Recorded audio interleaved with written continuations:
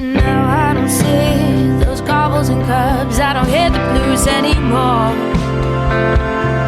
Rough Trade is giving away a third of the first 3 months of the Rough Trade Club plus new music membership exclusively to 101 Part-Time Jobs listeners.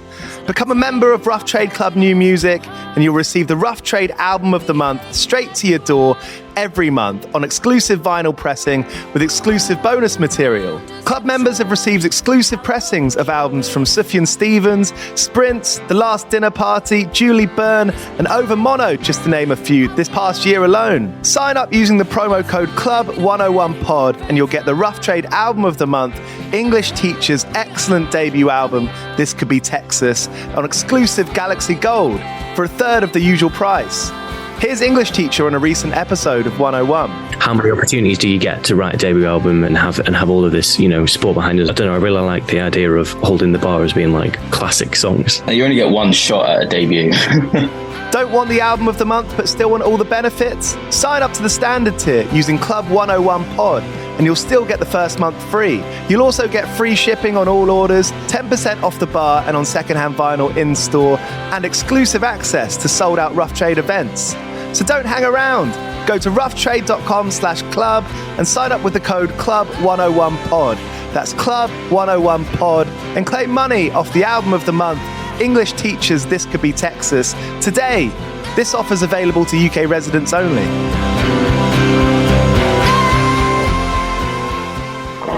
Do you play in bands? I did for the longest time.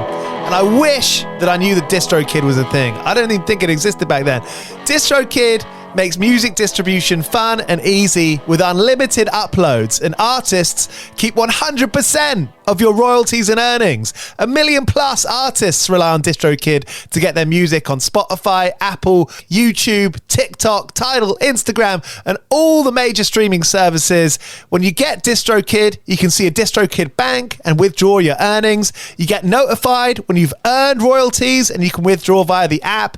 And you can even check your streaming stats on Spotify and Apple. Get 30% off your first year on DistroKid by going to distrokid.com/VIP/101pod. 30% off for your first year. That's not bad. We know it's a tough world out there. Why don't you make it easier for yourself? And to get 30% off that free year as an artist, where you get 100% of your royalties and earnings, go to distrokid.com/VIP/101pod. All right, stay with me. I'll be right back after this. Hey there. Did you know Kroger always gives you savings and rewards on top of our lower than low prices? And when you download the Kroger app, you'll enjoy over $500 in savings every week with digital coupons. And don't forget fuel points to help you save up to $1 per gallon at the pump. Want to save even more? With a Boost membership, you'll get double fuel points and free delivery. So shop and save big at Kroger today. Kroger, fresh for everyone. Savings may vary by state. Restrictions apply. See site for details.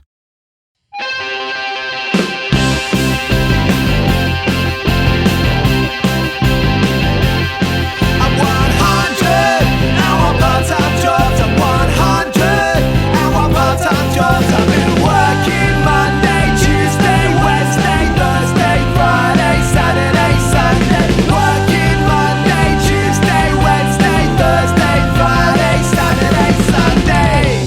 101, 101. Why? All right, you're listening to 101 Part-Time Jobs with me, Giles Bidder. It's where I speak to musicians and artists about how they've got by, how they've been able to survive in a time where it's pretty difficult for artists and musicians right now.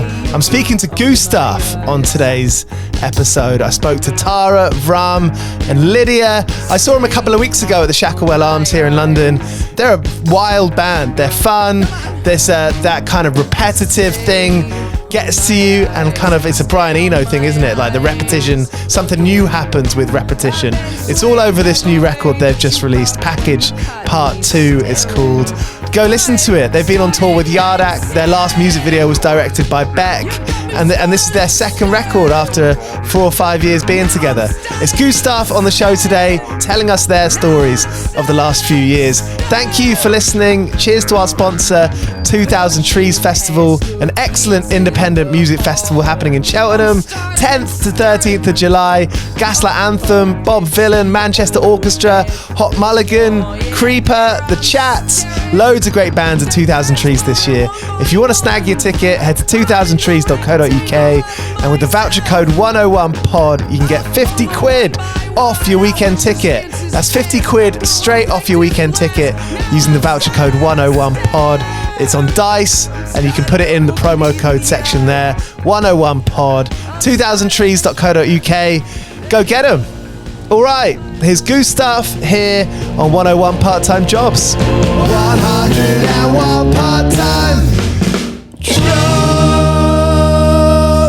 How have you done it then? Have all of you, have you both got remote jobs and been able to kind of work it out between tours?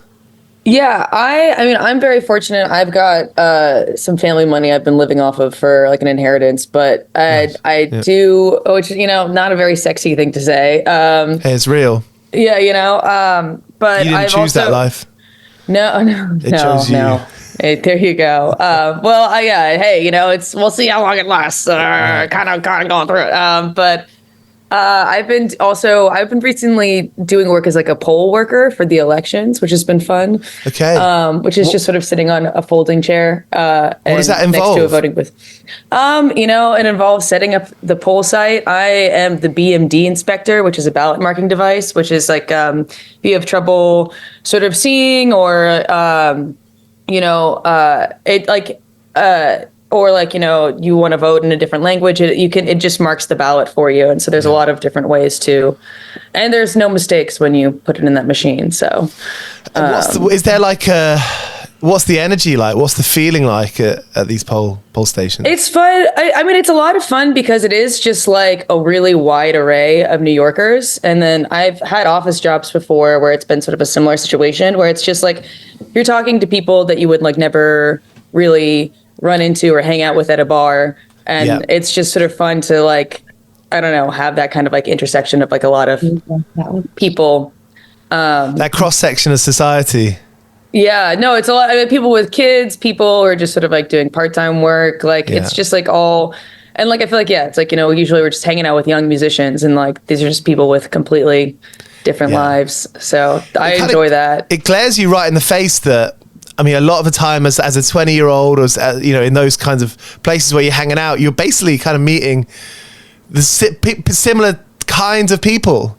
You know, so I think it's cool to put yourself in a position where you kind of force yourself to meet strange, different. It's like getting a job on the other side of town. You know. Yeah. Which it is nice just because we all sort of tend to hang out with like our peers, and so I really enjoy that. But yeah, Tara and Brahm have also they've been hustling it up in these last couple what are your of years. Sorry, we kind of neglected you a little bit, Tara. Oh no, we were just trying to get our video to work. So hi, I'm Tara. Yeah, nice to meet you. Hey, nice to meet you. In between tours, I really enjoy going on Craigslist gigs. Yeah. And I found this site called U-Test. Okay. And I like tested. Well, I signed an NDA, but I don't think it matters anymore. I already got paid. I tested like this weird like Facebook gauntlet thing, which was like a wrist thing they want to put on you, and it's kind of like Guitar Hero. And for like 3 hours, I like tested this weird thing where you're like swiping your thumb to like tap and do all these strange things. Do you know much about it? I mean, it sounds like house arrest. It was weird. No, all I know is experience personally, by the way. Yeah, it was just like so you had to put this like wrist thing on and then like tap and swipe and tap and swipe like with like, you know, like kind of like Guitar Hero like on a screen, and then I had to like try writing, and it took like 3 hours. It gave me a headache, but yeah, it's like. Do you know what it was for? Do you know do you know what who the company was or what the end? I think it was for Facebook. I think it was Meta. I'm pretty sure it was Meta, and it was like like an AR thing, an augmented reality tool. Yeah. So I did one of those. Also, Mel, our drummer, also did this other one with me where it was like VR glasses, where we had to like make all these crazy faces. Mm-hmm. Like smiling and like shocked and all these, they had to, like, I don't know.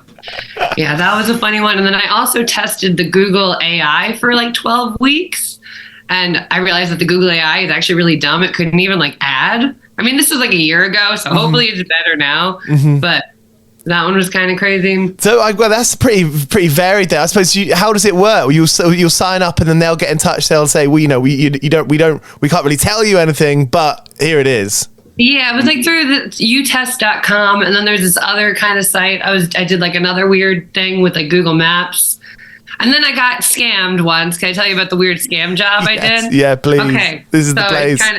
It's kind of gross. Lydia knows the story. So we were all there for it. You were all there for this. Okay, so Mel tried to apply and was rejected from this job. So there's this one Craigslist gigs thing that I applied to that was like, we'll give you $1,000 for a month to take photos of your poop. You take photos of your poop and you send it in and like what you eat. And it was like Michelle at like bowelstudy.com. Like it was like some kind of official thing. They had a website. So I'm like, looks like it's like a form. And I was like, how do I know if I'm going to get paid? Is there like a confirmation? And they're like, just like take this as your confirmation, this email. And I'm like, okay, what do I got to lose? I'll just send in pictures of my poop.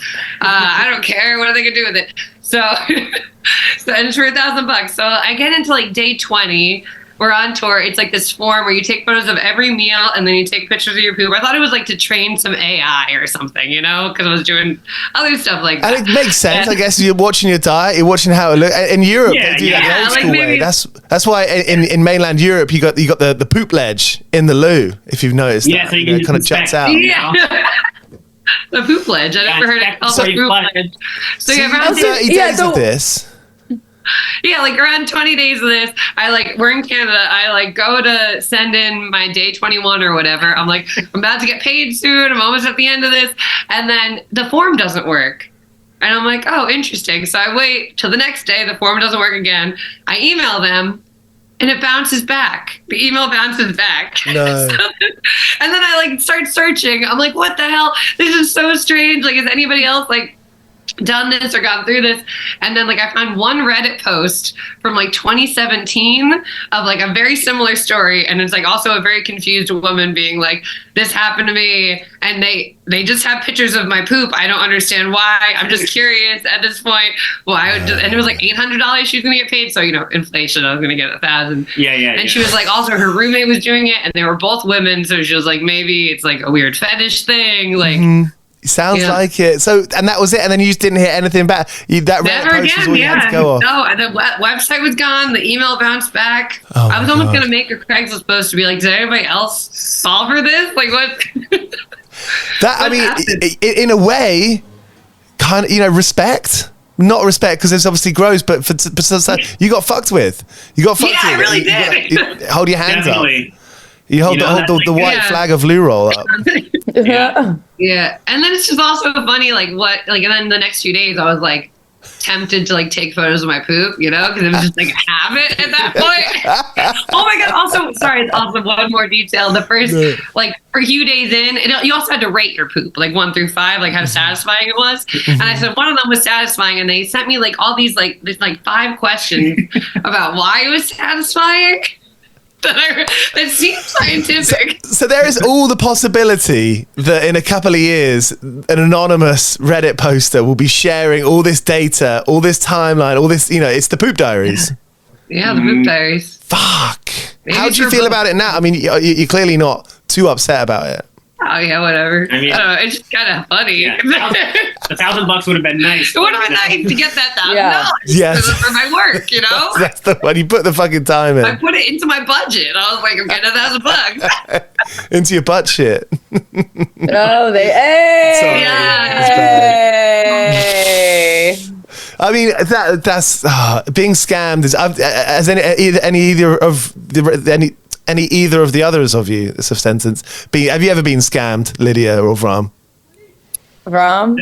I mean, I don't think in a job situation, I feel like I've been fortunate to have always been generally compensated for my time, whether it's, not too much or a good amount, you know? Like, I don't think I've ever been poop scammed or anything like that. Yeah. I almost, when I first graduated from college, was like doing the similar, like looking for jobs on Craigslist type thing. I almost got wrapped up in like the money order scam where like someone sends you a mini, like, is like, hey, I'll pay you to like deposit this check for me. Okay. And then I got it in the mail and I didn't deposit it because I don't know, maybe I sensed, I was like, this is, because like, I think what happens is like you do it and then it like, you get it temporarily, but like basically what ends up happening is the amount for like that check gets withdrawn from your account and sent to them or something. Okay. Or like, I don't know. It's a weird. You gotta be so careful now. Yeah, because people can. They clone you. Even if you type in a number into. I was trying to buy a Spice Girls T-shirt and I got cloned, and they tried to take out money out of my account, but I didn't have the amount that they were trying to get out, so it didn't work. But it's like, okay, if I was richer, you know, they would have taken the money out. Yeah, exactly. That's like one of the deterrents to being robbed is to not have money. You know, that's the best way of living. Yeah, I mean, you've been a band for enough now to.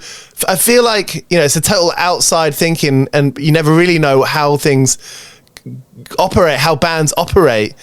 But after a few years, you feel like you've got a handle on the way that you can kind of have the routine and have this kind of somewhat sustainable, it's not that sexy of a word, is it, sustainable? But, you know, have that kind of, because it's fun. You want to keep this fun going. You want to have some kind of routine and some kind of stability. Do you feel like you've got that these last couple of years with Gustaf? Right. Oh, Lydia, please go ahead. No, go for it, Bram. No, I mean, I was just gonna say, generally, yes, and I feel like something I've kind of learned in the last like 4 years is that you know, you have to have like multiple income streams. You know, it's been I don't know. I feel like the first time I heard like gig economy or whatever was like 10 years ago when people were just like having like a bunch of different you know, like online jobs or whatever. And I feel like it's similar with creative projects too, where, you know, like you just kind of, you know, I feel like the best benefit that I've gotten in the last few years is just having more control of my time to do creative things. And then having, you know, that having those micro pennies trickle in, you know, if you have a lot of micro penny streams, you know, forget about it. I'm going to be sleeping, paying rent on these micro pennies, hopefully in the next couple of years. So it must be scary. I mean, I get that now, you know, with this podcast, and I produce another radio show, and even though it's just kind of two things, and I put on shows as well, but these things kind of feel like micro streams, and it does like and I'm not the most conservative person with, you know, financially, but it still gets scary. You know, I'm pretty fucking loose, but I'm still scared. You know? Yeah, no, totally. And I mean, it's like one of those things where like it's like you're the one working, and if like you stop making, you know, your podcast or your other creative projects, it's like, you know, that income will soon dry up. So it is like you just got to keep cranking it out. I've been recently thinking of like music career, like opening up a restaurant. It's like, great, you're like the best chef in the world and you make this beautiful dish, but you still need to clean the tables. You still need to like be nice to the customers. You still need to like order things in advance. You know, like there's like so much that goes into making that song or making that fancy restaurant dish, you know? So it's just, and I wonder if like the trick is just trying to enjoy all of it. It's like, it's trying to enjoy the 8 a.m. mornings and going to rehearse the same songs that you've been playing over and over, like still enjoying all those bits and not taking it for granted. Sounds like a cliche, doesn't it? But I mean, that's like this. I feel like that's the classic when you see like the 95-year-old person who looks like they're 70. Like, what's the secret? They're like, enjoy things, do fun projects. You know, like this is it. And New York's not cheap, you know, as everyone knows. No, have you kind of found the cracks between I'm incredibly lucky. I've been in the same apartment for 12 years because I've found a rent stabilized spot. But I'm never not leaving unless I go in. And when I moved in, there was like an abandoned building behind me and in front of me. Now they're both like giant condos. Yeah, with huge glass windows and like the kitchen islands with like 15 hanging cast iron pans that they don't use. You know, like you know. Yeah. And have those windows are huge. Yeah, and I mean, good for them. Hope they enjoy it. Shit. Yeah. Has the culture changed around as well? Is there like, has the air, like the energy of the area changed?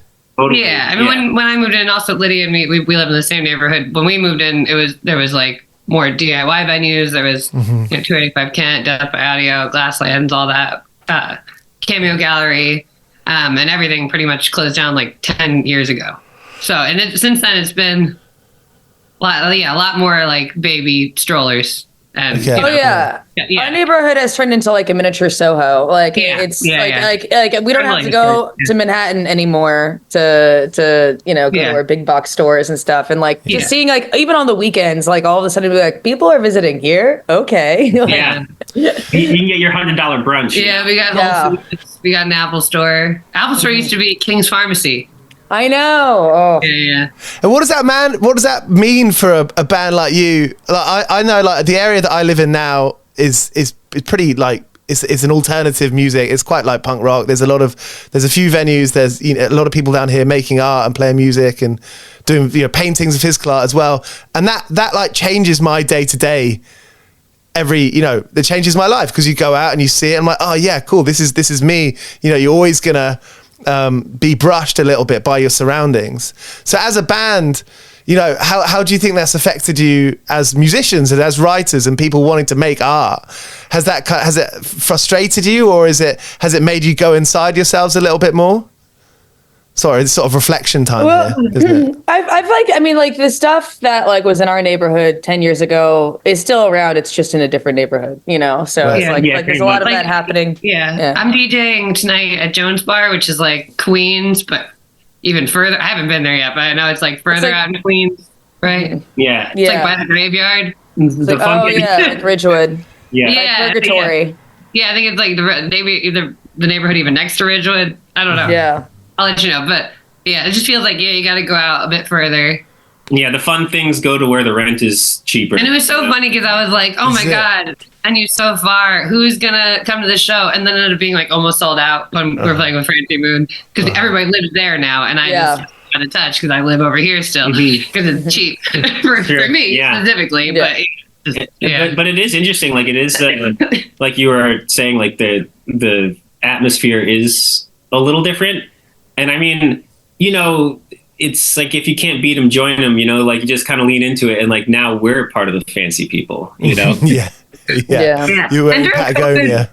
Yeah. We all kind of had to stay inside anyway, so I feel like maybe just even from that, I'm just kind of used to going inward in the writing process. You mentioned like feeling out of the loop. It's funny. I feel out of the loop now, and it's kind of my job to be in the loop. And I don't like all my friends who know more music than I do. They're like, I feel out of the loop. I feel like everyone kind of feels out of the loop because there's so much going on all the time. There's no one place that you go to find out about new music or go to where shows. is the loop? Where does the loop? Where's the fucking loop? Where did the loop go?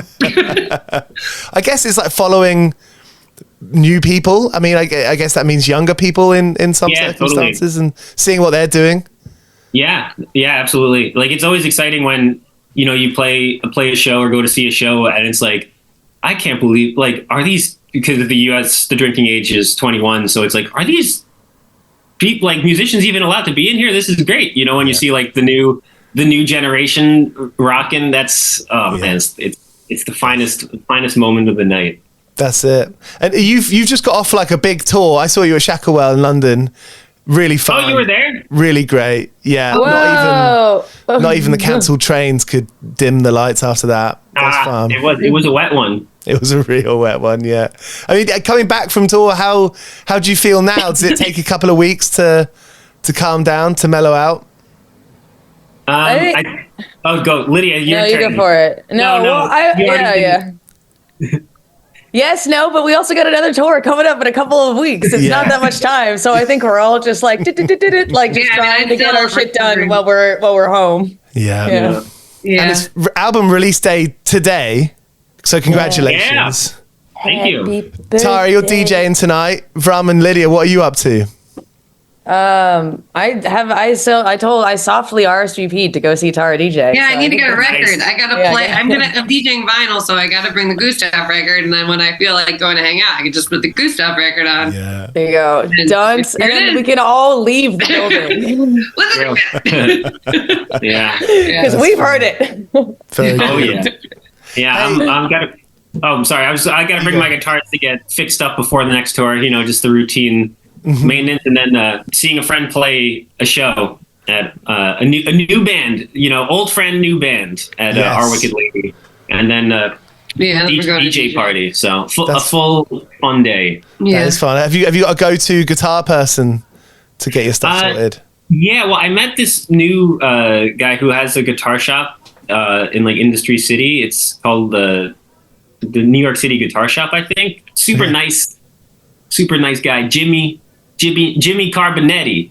So I'm excited to go. I mean, it's I think one of the nice things about doing music and creative things is you get to meet other like nice creative folks, and if someone's nice and they're weird, like we're gonna be friends. But he was a nice weird guy who fixes things. Let's hang out. It's funny how you can go through periods of time being like, I don't need to meet anyone else, and then you meet a bunch of nice people. You're like, oh no, I do like. Yeah, exactly. Yeah. It's like I'm fine, and then you meet someone, you're like, I didn't know I needed that. But That's great. Ram is very, he's like the ambassador of, Ram's like the ambassador of friendship of the band. Or like this guy gets someone's phone number faster and follows up faster than I've ever seen. It's very impressive. Whereas I'm just like, I hope I run into that person again. Maybe I'll find them on Instagram. And Ram's like, no problem. Got your number. Give me your number right now.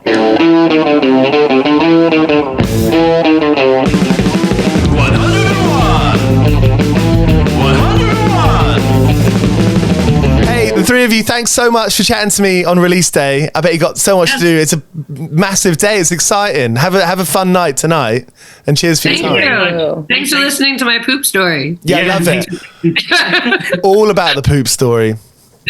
I was in Rome once, and I had a really sore bum, and I didn't know what it was about, and I queued up at this pharmacy round the block, and I was in so much pain. Got to the front of the queue. They didn't speak any English, and I was just pointing towards my buttock, and they were like, we don't know what's going on.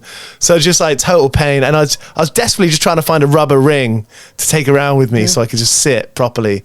But I've got my, I understand it. We're open in this house. We're an open house about poo. It's the only way. Yeah, it is the only way. You got to share knowledge. And it was really funny. My friends, we basically all got hemorrhoids at the same time about 7 years ago. Siblings. And it was like some like lunar moon shit. We're like, no way, you got it too. Oh, dude, me too, man. And it was great to share that because you get the anisole is what they call it. Here's the cream that you get it here.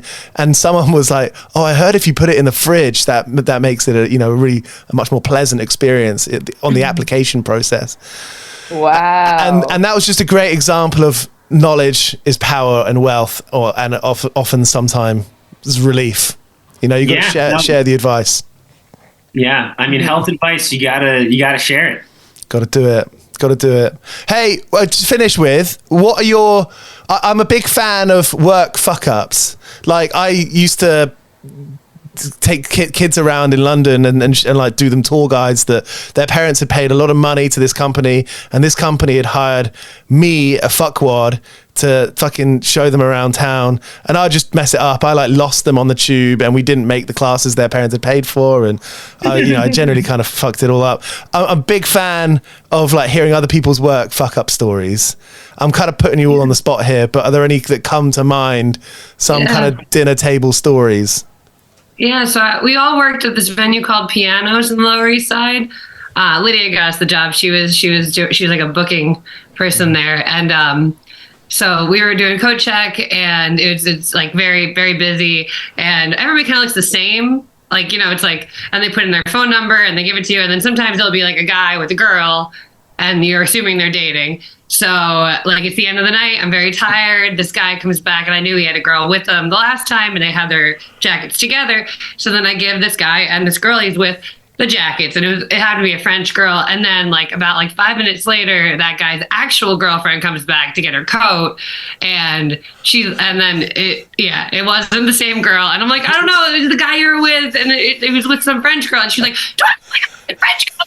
It was like a girlfriend from Long Island, like very upset. And then like it all gets worked out, I think, and it's fine. And then I'm having my shift drink, and then there's this huge fight outside, like a fist fight over the jacket. And then like the security guard was like, don't go outside. And I was like, oh my God, this is all my fault. He's like, no, don't worry about it. Just don't leave yet. So I fucked up by giving the wrong girl the wrong. That's like real immediate butterfly effect. Yeah, I was like, oh wow, that's my fault. What's happening? That's very good. Nice. How about you, Ram or Lydia? I do remember this was maybe like 12 years ago. I had this job in the summer where on the Jersey Shore, which is the beach, but we call it Jersey Shore, naturally. Mm-hmm. I would sit on the beach and I would rent out umbrellas and chairs to people, and then at the end of the day, I would collect them. But it's like you're just sitting on the beach. So I just remember I would like smoke weed on the beach, which is not legal. But I ended up getting arrested on the job. Got caught by the cops, and I remember like I was like, well, I have like a bag of money I should give to my job like boss first and let him know I'm not going to be able to finish the shift. And they're like, okay. So the cops walk me back to like the shop, and I'm expecting my boss to be upset. And I'm like, hey, here's the money, dude. I'm sorry. I got caught smoking weed. And he was just like, hey man, it happens. No problem. And I was like, okay. Cool. Yeah. Fantastic. And I just went back to work the next day and it was totally fine. I guess if you're renting out parasols, that's the kind of lifestyle that you've chosen. Yeah, he's probably like, yeah, this guy's the right guy for the job. Yeah, exactly. That is a good one. That's fantastic. That's very fun. So when you got to the cop shop, the police station, what happened? So it was the second time I got in trouble for smoking weed, which now is not a problem anymore. Yeah. It's legal 10 years later, now everyone's like, yeah, sure, you can just buy it and it gets taxed. But 10 years ago, the cops would, be pricks about it. Mm-hmm. But yeah, just when I went there, they just took my photo and they like lightly reprimanded me for doing drugs. And I'm like, slap on the wrist. Like, I'm not listening to you guys. I'm a 22-year-old cool kid smoking weed on the beach. Very good. But yeah, it cost like $1,000 and fines or whatever, and that was basically it. So that was the decent chunk of my parasol and beach chairs slinging went to pay off. How about you, Lydia, to end with? Mine, oh my gosh, mine feels so tame compared to those two. And it's something that I feel really bad about it. So I was working at this restaurant, coffee shop called Grey Dog, and there was like a really bad blizzard one day, and it was just like the trains were canceled, but like we still kind of like had to get there and like open it up.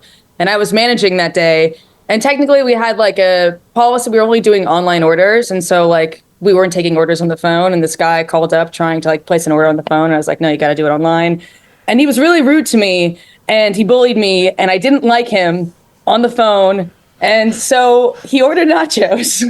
And this is really tame. Like it's fine. Had the container and I was supposed to pack them up, and I just shook them and then put them back in.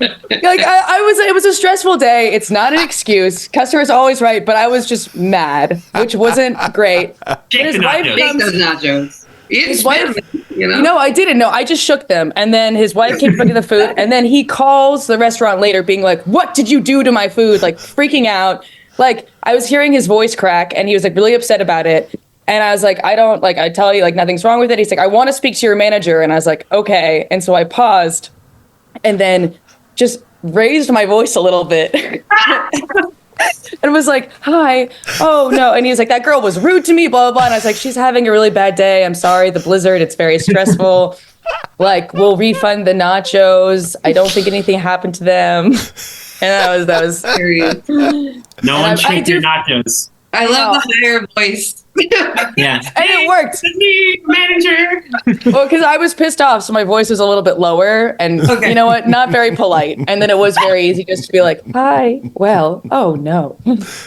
That is so innocent. That's such an innocent. It's very innocent. Yeah, I know, but I still felt really bad. It was one of those things where I was like acting from an emotional place, and I was like, I know that was bad, and then I chose the wrong person to do that to. Like, it was just the guy.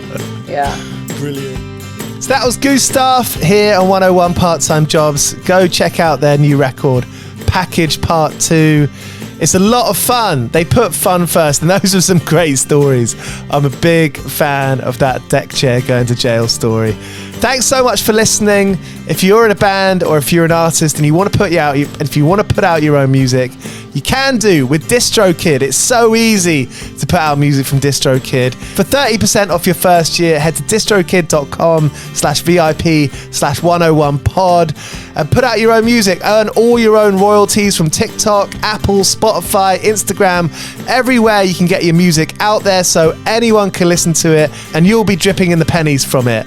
30% off your first year. distrokid.com/VIP/101pod. If you're in a band or if you know someone who's in a band, maybe you've got a cousin or a niece or a nephew or an uncle who plays music, let them know about DistroKid. It's the easiest thing to use and get 30% off with that voucher code 101pod. Just to say it again, distrokid.com/VIP/101pod for some money off your first year. 101 Part-Time Jobs is hosted by Giles Bidder and produced by me, Olivia Swash.